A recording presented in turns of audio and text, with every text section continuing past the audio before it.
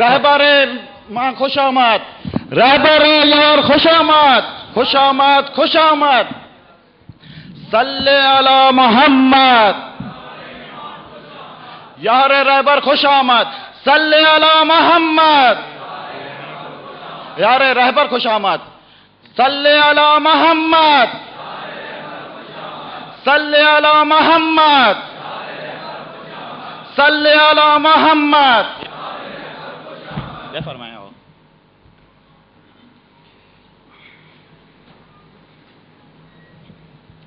السلام علیکم و رحمت الله.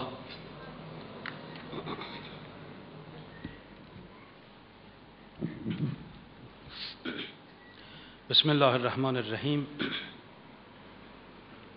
الحمد لله رب العالمین و الصلاة و السلام علی نبینا نبی الرحمة ابی القاسم محمد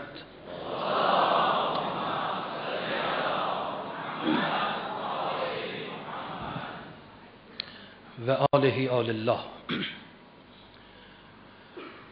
سلام خالصانه و متواضعانه خودم رو به محضر مقدس شما خواهران و برادران عزیز و سروران خودم خاکسارانه و متواضعانه عرض میکنم و دست همه شما رو میبوسم. یار حقیقی امام شما هستید و سربازان خالص ابا عبدالله سلام الله علیه در پاکستان به حمدالله زیادند. من در همین چند روزی که توفیق داشتم برای اولین بار خدمت شما برسم و مشرف بشم، به دوستان عرض کردم حقا که پاکستان سرزمین پاکان است، سرزمین مردان و زنان مخلص، صادق، پاک، با شرف و مؤمن، و خدا رو سپاسگزارم که توفیق دست داد که چشم ما به جمال شما روشن بشه.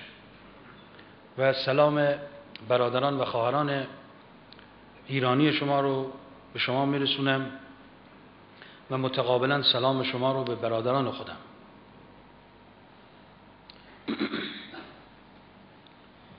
بسم الله الرحمن الرحیم. حمد و ثناء خداوندی के बाद आपकी खिदमत में अपनी खालिसाना तरीन और आजदाना सलाम पेश करता हूँ और आपके हाथों पर बोसा देता हूँ, इसलिए कि आप हैं वो हकीकी यारान इमाम और आप ही इमाम हुसैन अलैहिस्सलाम के हकीकी सिपाही हैं। इसलिए कि आप में शराफत है, आप में ईमान है, आप इज्जतमंद हैं। मैंने पहले अर्ज किया है कि पाकिस्तान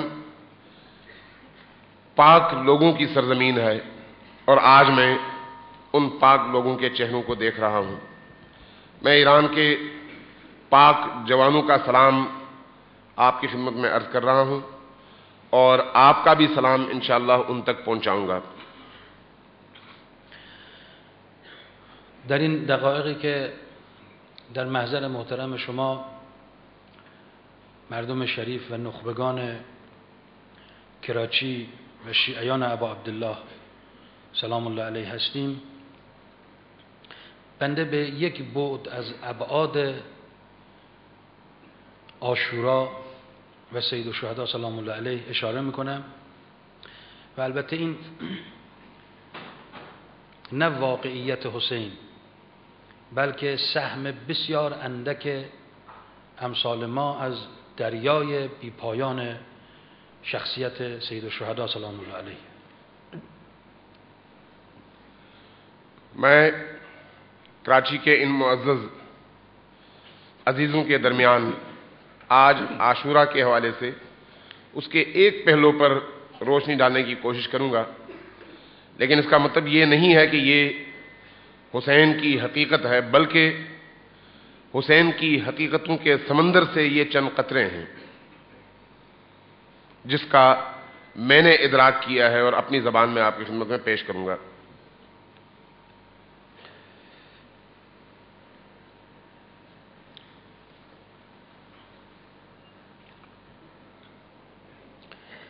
نکته که اینجا بهش میخوام اشاره بکنم این است که نگاه‌های یکبعدی و محدود به کربلا، نگاه‌های از پایین به کربلا رو یه مقداری اصلاح بکنیم و سعی کنیم به سطح آرمان‌های کربلایی بیایم. عاشورا از نظر بعضی‌ها یک حادثه تاریخی، یک حادثه تلخ تاریخی بوده، مثل تصادفی که اتفاق میفته و وقتی به شما خبر میدن در یک تصادف یکی از بستگان شما، عزیزان شما از دنیا رفته، ناراحت میشیم، اشک میریزیم، قصه میخوریم. مثل اینکه حسین ابن علی دچار یه حادثه، یک تصادف تاریخی، یک درگیری سیاسی شده و از قضا گرفتار یه مش آدم‌های ناپاک و جلاد و حرامزاده شده. اونا هم آدم‌های بیرحمی بودن و ایشون این وسط قربانی شده و به تعبیر نادرست و زشت اما شفاف کننده برای این نوع طرز تفکر، این وسط یه عده‌ای نفله شدن، از دست رفتن. ما داریم گریه میکنیم از سر غم و تأسف بر این که چرا پسر پیغمبر که پیامبر بهش علاقه داشت چرا کشته شد، چرا تشنه بود، چرا شمشیر خورد. مثل اینکه این مسائل برای حسین ابن علی اهمیتی داشته، مثل اینکه حسین از تشنگی و ضرب شمشیر نگران بوده. ما چون خودمون از مرگ میترسیم، خودمون از تشنگی میترسیم، خودمون از ضربات شمشیر میترسیم، فکر میکنیم حسینم، اصحاب حسینم گرفتار یک مصیبت به این معنا شدن، یه حادثه بد تلخی سرشون آمده. فکر میکنیم که جهاد حسین، صلح حسین، گریه حسین، خنده حسین مثل جنگ و صلح و لبخند و اشک ماست. این یک نگاه غلط. کربلا یک تصادف نبود، یه اتفاق تلخ به این معنایی که تو زندگی های ما میفته نبود. شأن حسین بالاتر از اینه که نگران کشته شدن و تشنه موندن و اینها باشه. شأن زینب سلام الله علیها بالاتر از این حرف هاست. اصلا این نگرانی هایی که ما داریم اونا نداشتن، عاشق مرگ بودند. قرآن میفرماد که تمنوا الموت ان کنتم مؤمنین، علامت ایمان تمنای مرگه. مگه میشه حسین ابن علی، زینب سلام الله علیها، سلام الله علیه و سلام الله علیها، اینها از مرگ بترسن یا تمنای مرگ دارن؟ مرگ به تعبیر اولیا باز شدن در ملاقات با خداست. حسین از ملاقات با خدا میترسه.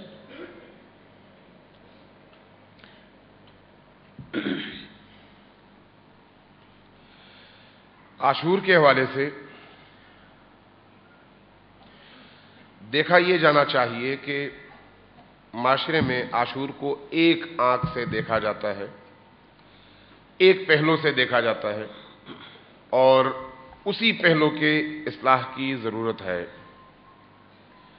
हमें आशूर की आरज़ू, आशूराइयों की आरज़ू और उनके आरमान तक पहुंचने की ज़रूरत है ताकि हम करबला की उस बुलंद सतह को पा सकें। बाज़ लोग आशूरा को एक हादसा समझते हैं, एक एक्सीडेंट समझते हैं। उसी तरह का एक्सीडेंट जो आम तौर पर माशरे में पेश आता है, जिसमें हमारे अजीज़ मरते हैं और उनके गम में लोग रोते हैं, तो हम उस पहलू से जब देखते हैं तो हमारे माशरे में हुसैन के हवाले से ये तसव्वुर पाया जाता है कि कुछ जल्लादों और जालिमों के हाथों वो फंस गए और उनके उस जाहिलाना तर्ज तफक्कुर का शिकार हुए और उसके नतीजे में उनकी कुर्बानी वजूद में आई। और उसी तर्ज तफक्कुर के नतीजे में गोया वो प्यास और तलवार की काट کا شکار ہوئے اور اس پر ہمیں آنسو بہانا چاہیے، لیکن ایسا ہرگز نہیں ہے۔ ہم جب حسین کو اپنی سطح پہ دیکھنا شروع کر دیتے ہیں تو پھر اس طرح کا طرز تفکر وجود میں آتا ہے۔ چونکہ ہم موت سے ڈرتے ہیں، چونکہ ہم گولی اور تلوار کی کاٹ سے ڈرتے ہیں، اور چونکہ ہم سے پیاس برداشت نہیں ہوتی، اس لیے ہم حسین کو پیش آنے والی تلواروں اور پیاس کا تذکرہ کر کے سمجھتے ہیں کہ ان پر پڑنے والی مصیبت یہ تھی۔ کیا حسین کی جنگ، حسین کی صلح، حسین کا جہاد اس طرح کا ہے جس طرح سے ہم سوچتے ہیں اور ہم اپنی عملی زندگی میں کرتے ہیں؟ نہیں، ایسا ہرگز نہیں۔ کربلا ایک تلخ حادثہ نہیں، اور حسین ہماری فکر کی اس سطح سے بہت بلند ہیں۔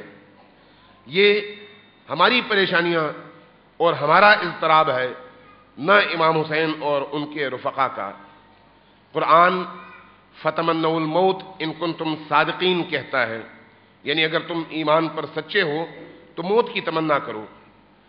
حسین اور زینب اولیاء اللہ میں سے ہیں، اور انہیں معلوم ہے کہ موت اللہ سے ملاقات کا دروازہ ہے، تو اس لیے انہیں موت سے کوئی خوف نہیں، انہیں موت سے کوئی اضطراب اور کوئی پریشانی نہیں۔ وقتی پیامبر صلوات الله علیه و آله